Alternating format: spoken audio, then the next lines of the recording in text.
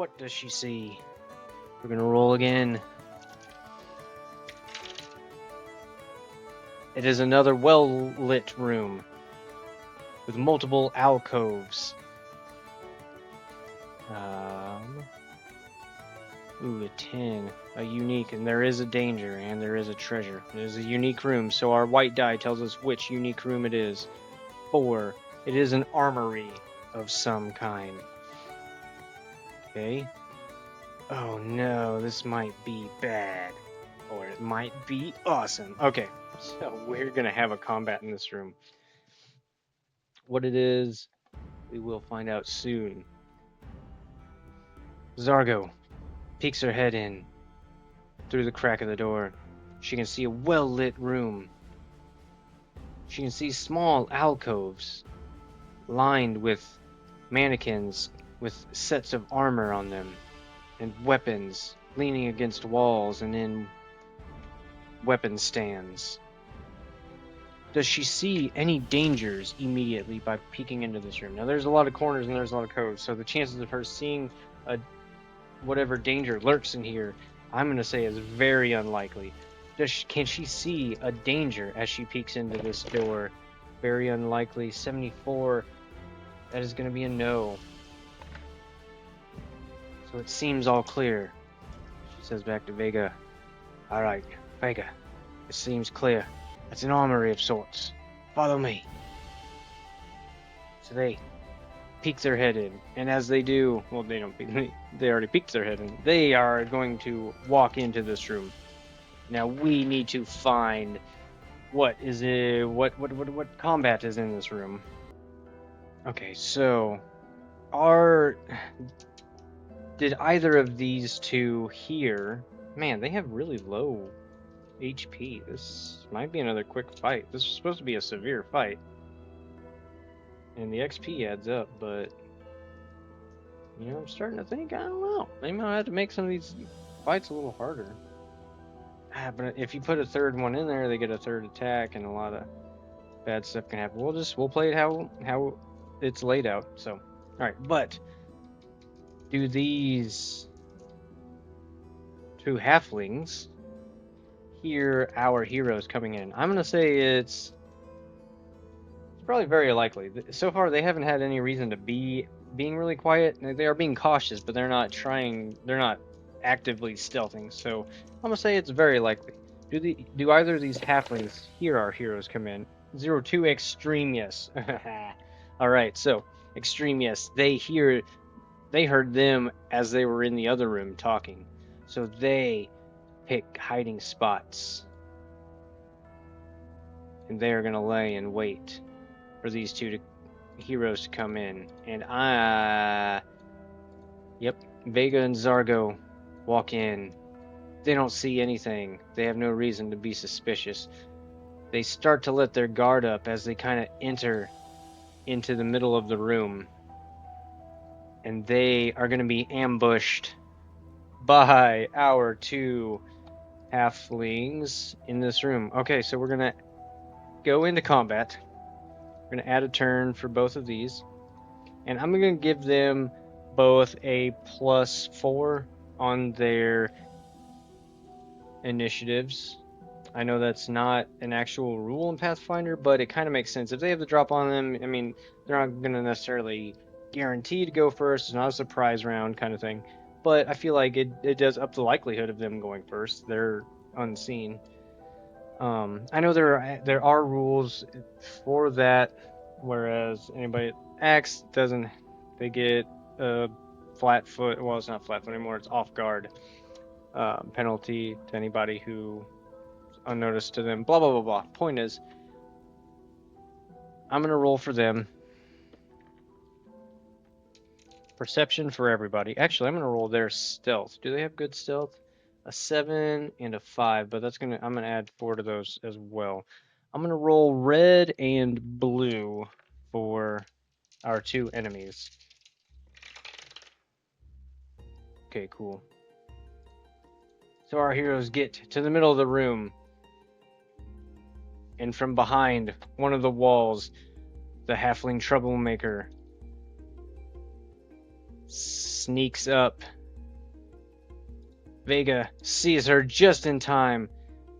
She is going to strike. What does she have? A melee, a Filcher's Fork? Okay. Our red dice lady is going to attack at Vega, the closest target to her.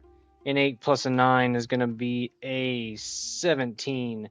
17 does not hit. Oh, just barely. Vega's got some decent AC for a level 1 rogue, honestly. So she misses just barely, but with her third action, because she used her first action to move up 1 square, and her second action to attack, her third action is going to get a... It is agile, so it's only going to be a -4, and she's going to take the strike. Ooh, 18 -4. Or, well, it's a +9, so -4 from that would be a 5. So that is going to be a hit. Ooh, she makes contact with her third action. That's going to be a 1d4. It is finesse, so she gets to add her dex, which is a 4. So it's 1d4 plus 4. I will roll a d4 in this scenario. Alright. 3 plus 4. That's going to be 7 points of damage to Vega, who gets blindsided. Oh, this might be bad. 2, 3, 4, 5, 6, 7. Oh, already she is half done. Oh, no. Oh, man, they better pull something out of their butts, because this is rough. She almost held out that round. Vega is up. I don't want to just give this to them. I'm thinking they know they're in, like, a restricted area, if you think of it in video game terms. So, did they have their weapons out and ready? I'm gonna say it is likely. Did Zargo and Vega have their weapons already ready? It is likely. 65 on a likely. Ooh, is exactly a yes. Barely. One more point and it would have been a no. So they do have... So Vega has her short sword in one hand and her clan dagger in the other. This is her general fighting style. So with her first action, she's taken back by this initial stab from this Fletcher's Fork, whatever that is. She strikes back in retaliation with her short sword with her first action. That's gonna be... You know what? I don't even play these. Does she have anything? Surprise attack, train, trap finder, no. Low light vision, blah blah blah. Nothing that can help us this round. Okay, so she's gonna strike with her short sword. A 12 plus her 7. Yes. So there's gonna be a 19 total, and that is gonna be a hit. She's going to roll the hit location, and she's going to roll her damage, which is only a d6, but she gets to add her finesse. So a d6 plus 4. Oh no, 1, and that is going to be right in the chest. But, damn it. So that's 5 points of damage. Boom, as she thrusts her sword, piercing damage straight into the chest. She is able to pierce through the light leather armor that I'm assuming this person is wearing. She draws back, and she's gonna strike one more time. Yes. Alright, yep, she's gonna strike again with a -4, because it is agile. So -4, she strikes again.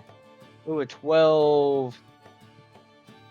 7 minus 4 is only gonna be 3. 30. Ooh, 1 point away from hitting. She unable to get the second strike in.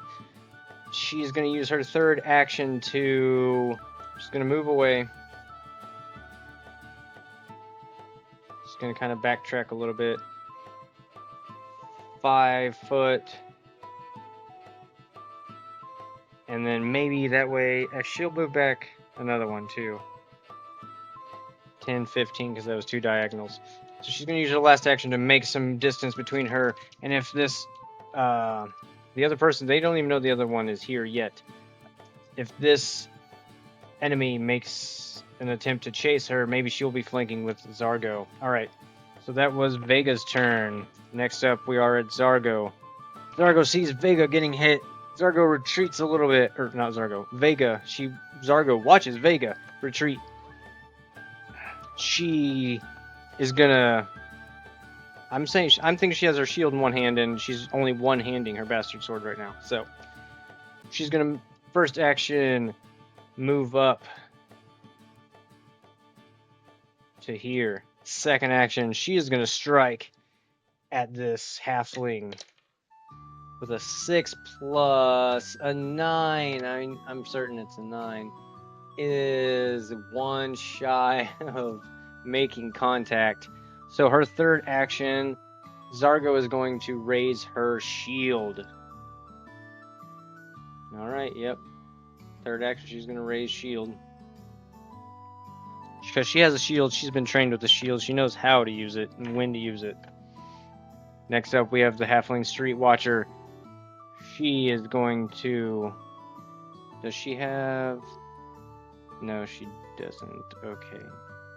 I could have played the first round a little differently, but I didn't know what I was doing. So, first action, she's going to 5, 10, 15 step up. She's going to try to flank. Yeah, she's going to flank. She's smart enough to flank. So that is going to drop Zargo's AC down. But Zargo does have her shield raised, which... Oh, she has a shitty AC.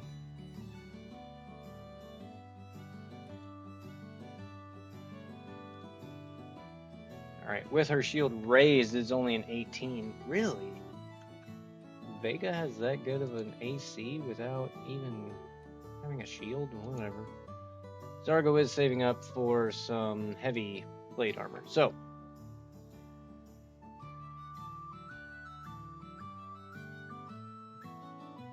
Zargo went. It is Street Watcher's turn. She moved up with her first action. Her second action, she's going to strike. She has a frying pan in her hand.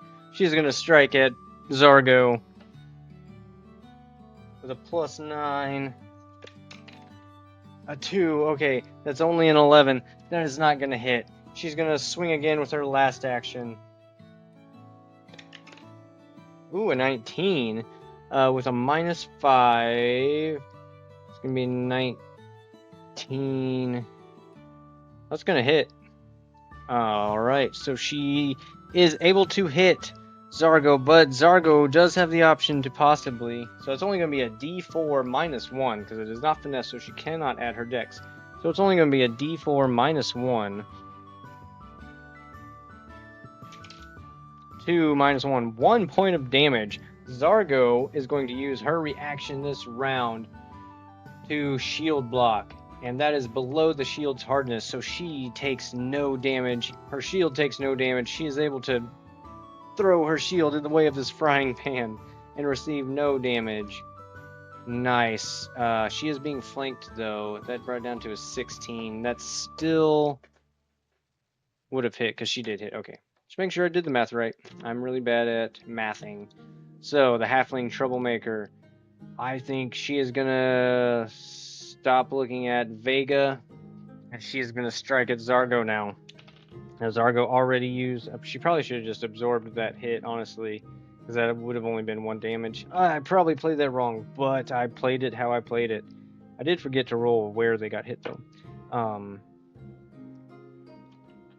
Combat's still fresh to me. So, Halfling Troublemaker. She turns to Zargo, targets Zargo instead. Troublemaker strikes at Zargo. First action. Ooh, an 18. Fuck. Damn it. Damn. I played this so bad. 18 plus 9. That's going to be a 27 to hit. And that is going to, with flanking, be a critical. This is not good. Damn you, dice. Critical. Oh, man. Alright. 1d4 plus 4. 2 plus 4 is going to be 6. Doubled is 12 points of damage. Ay, ay, ay. 12 points of damage to Zargo. That's half her hit points. 4, 5, 6, 7, 8, 9, 10, 11, 12. Fudge. She just sinks her blade, her fork, deep into Zargo. She got around her shield easily. That was just her first action. Her second action, she's going to repeat. Oh man, this is so bad. This might be the end of Zargo's tale already. Man.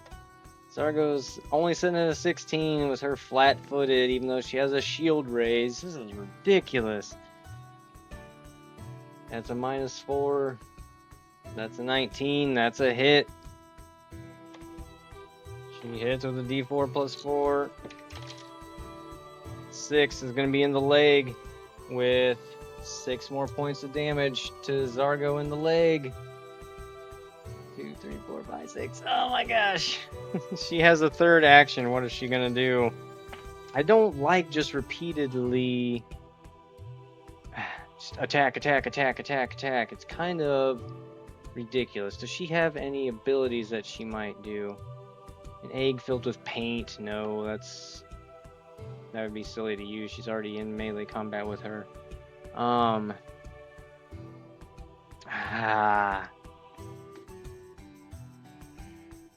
Just ask the dice.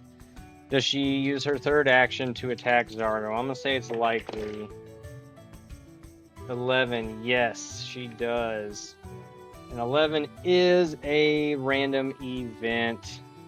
Alright, so let's resolve this. She's going to use her last action. It's a -8 to hit. She misses, finally. Man. She misses. Random event. Golly. The event focus. Another double, right? 55. Move towards a thread. Okay, event focus, move towards a thread. Oh, this could be fun. Move towards a thread. Now we have 2 threads on our thread list here. Oh, we have 3 now. Explore the sewers. And it would be kind of silly if it was that one. But we're going to roll a d6 and see which one. 2, family curse. That is the one I wanted because this could be good or it could be bad.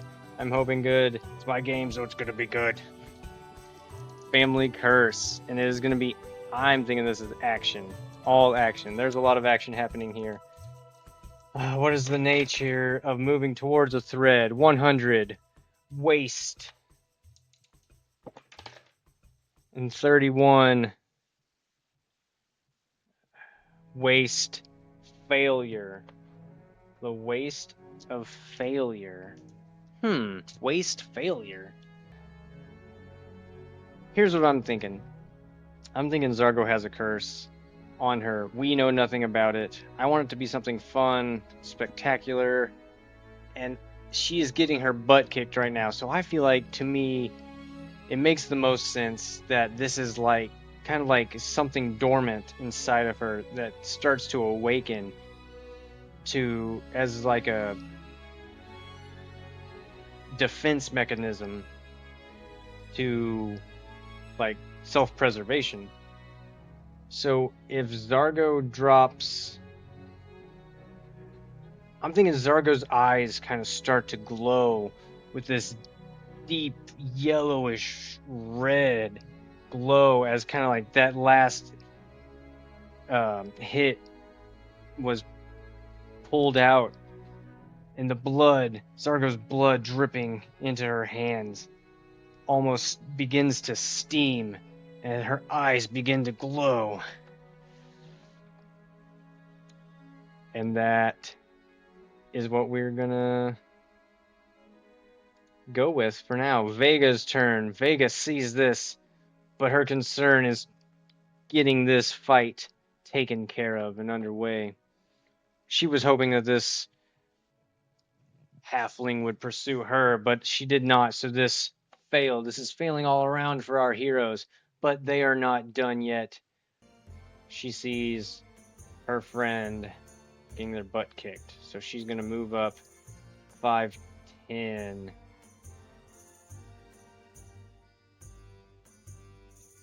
She's smart enough too to flank, so she's gonna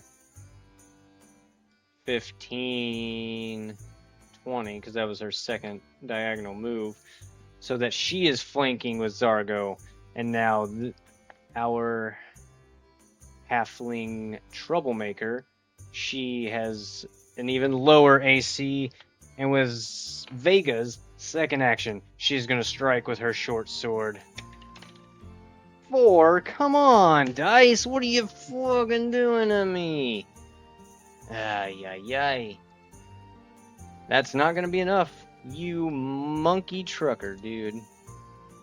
Not gonna be enough.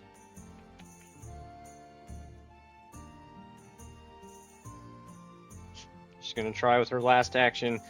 Come on, dice. Come on. You know what? I'm going to hero point. I have hero points. I never use hero points. Each one of my characters get 1 hero point. I'm not going to accumulate them to 3, but I am going to use 1 more hero point to re-roll that. We need something to happen here. What? You kidding me? Like crap. They are destined to lose this fight, I guess. Alright, well, second action with a -4.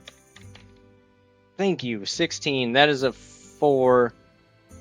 If I subtract the 4 from the 16 and then I add the 7, that would be 12 and 7 is a 19. So that is going to be a hit. Not a crit, but a hit. I will take it. A d6 plus her 4. I'm going to roll the d6 to see where she hits her. Thank you. Right in the back of the head. She is... she kind of like... She holds the sword almost like a dagger where it's pointing downwards, and she leers back and she jabs it straight to the back of this halfling's head for 5 plus 4 points from her dex. So that's going to be 9, and she gets 1 more because she rolled a 1. So that's going to be 10 points of damage as she thrusts this sword straight into the back of the skull. -10. Awesome. Okay. So this girl is at least hurting. If they lose this fight, at least she drew some blood from this C word. Alright, Zargo's up. Zargo is not done. But Zargo's eyes begin to glow red. And it's like almost something inside of her is trying to trigger, trying to fire, but it's almost misfiring. Regardless, Zargo looks at the halfling in front of her, and she uses her first action to just straight up swing. You know what? Yeah, okay, we'll do that. She's gonna straight up swing. That's a 12 plus a 9 is gonna be 21. That's a crit, because they are flanking right... No, it's not a crit. Darn, it's not a crit. I wish it were.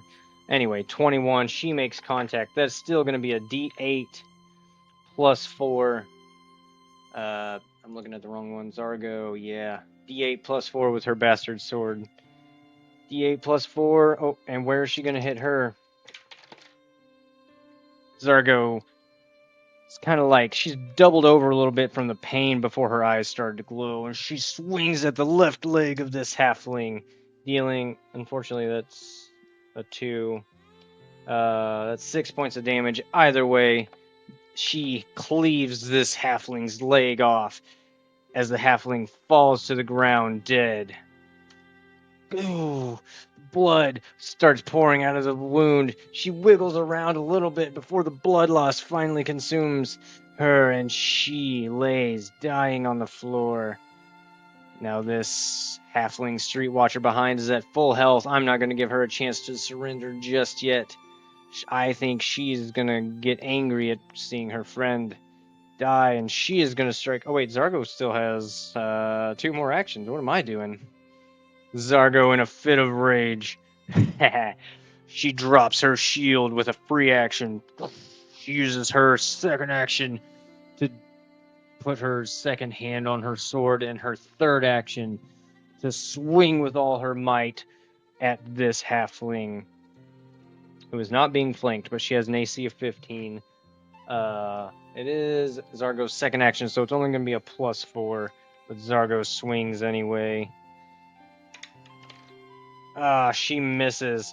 Whether it's the anger or the small stature of this halfling, she does whiff this one. Swings all the way around.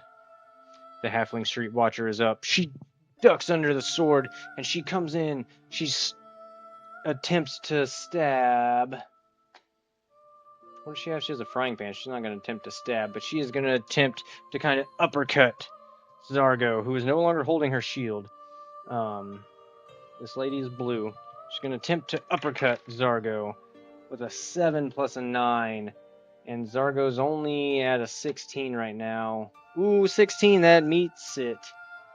She hits, but that is going to be a D4 minus 1. Where does she hit Zargo, though? 6 in the leg, and that is a 4, so that's 3 points of damage as she is able to hit Zargo one more time for 3 more points of damage. Zargo's down to 3 points. Holy cow. Alright. Street Watcher has 2 more actions. I think she's going to strike 2 more times. She hasn't lost a single hit point yet. Oh no, an 18. An 18 minus 5. That's going to hit no matter what. Alright, she hits again. She's going to do D4 minus 1. 2 more points. Zargo is holding on by a thread. She has 1 hit point left. The fire in her eyes glows brighter even. The last strike from this halfling is a natural 1. Yes, she misses.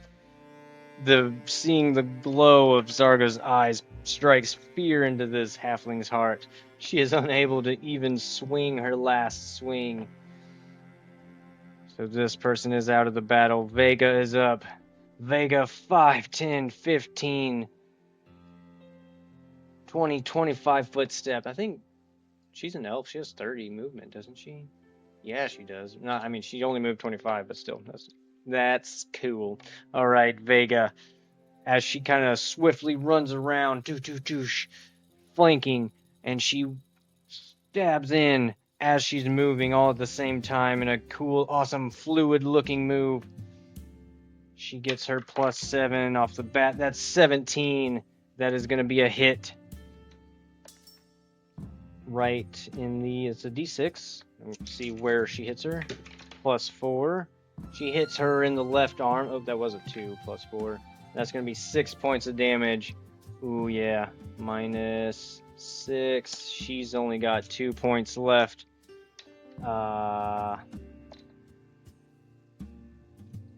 Does she try to surrender? I'm going to say it's unlikely. Does the halfling try to surrender on an unlikely 84? No, she does not try to surrender. Good. I don't think Vega was going to let her anyway. Vega swings with her third action, second attack, with a -4, natural 20. That is a hit and a crit. Vega hits her in the head for, doesn't matter, that's 1 + 4 is 5, doubled is 10. She cleaves the head off this halfling. The metal of the helmet thuds heavily on the ground, still containing the head of this halfling, as her body falls in another thud to the ground. This battle is over, and this episode is over. I'm going to stop it there. That was a close one. What a good battle.